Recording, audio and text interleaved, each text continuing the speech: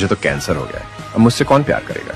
मैं हूं ना, हमेशा तुम्हारे साथ। ही आहेत कलियुगच्या सावित्री, ज्यांनी त्यांच्या नवऱ्याला वाचविण्यासाठी शेवटच्या श्वासापर्यंत प्रयत्न केले, पण अफसोस ते आज आपल्यात नाहीये। आणि आजकालच्या काही मुली ह्या त्यांचा नवरा हा कमविणारा नसला ना की त्याची साथ सोडणे पसंत करतात, सोबत राहणं नाही। तुम्ही सांगा, मी काय चुकीचं बोलत आहे का? की प्रत्येक वेळी तुम्ही बघितलंच असेल की दोस्ती आणि प्रेमात कधी मुलगा मुलीला तर मुलगी मुलाला धोका देत असते, पण इथे तर आपल्याला एका रिअल लव्ह स्टोरीचा द एंड ह्या पद्धतीनं बघायला मिळेल असं वाटलंही नव्हतं। ज्या प्रेमात दोघे पण एकमेकांना धोका देऊ शकले नाहीत, त्या देवाने धोका दिला। ह्या प्रेमाचा शेवट हा असा होईल असं वाटलंही नव्हतं। लोकांच्या आज डोळ्यात पाणी असतानाही त्यांच्या प्रेमाला ते सेल्यूट करीत।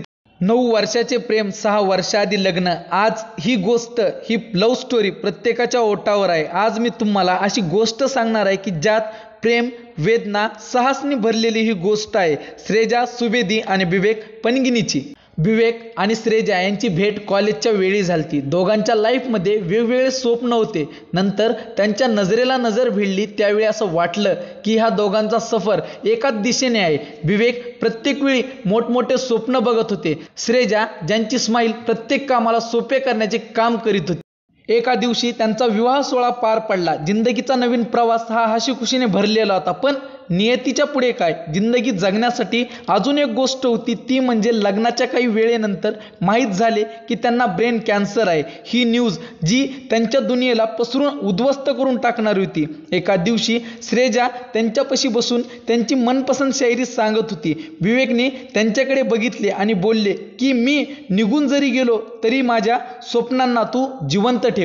तुझ्या विना मी अधूर आहे आणि तुझ्यासाठी मी केव्हाही तुझ्या सोबत उभा आहे। आणि ते त्यानंतर ह्या दुनियेला सोडून गेले। ह्या जगात चांगल्या लोकांना स्थान नाहीये। ह्यासाठी म्हणतो की जर कोणाशी नाराजी, तुमचं खरं प्रेम असेल तर कोणाशी खरी दोस्ती असेल तर खरंच सांगून टाका। रात्र होण्याआधी समजूत काढायला शिका। ही शरीर आहे, कोणत्या टाइमला साथ सोडून देईल सांगता येत नाही। आज आहे तर उद्या नाही। सगळ्यासोबत हसून खेळून राहा, कारण तुमचा राग थोड्या वेळासाठी असतो, पण एक माणूस आपल्यातून गेला तर फक्त आठवणीच मागे राहतात। त्यामुळे म्हणतो की क्या पता कल हो ना हो, इसलिए जिसे हम प्यार करते हैं उसको देखने में सुख मिलता है, उससे बात करने में सुख मिलता है, उसके पास बैठने में सुख मिलता है। तो प्यार करो तो उसको सुख देने के लिए करो, जिसके प्रति समर्पित हो जाए।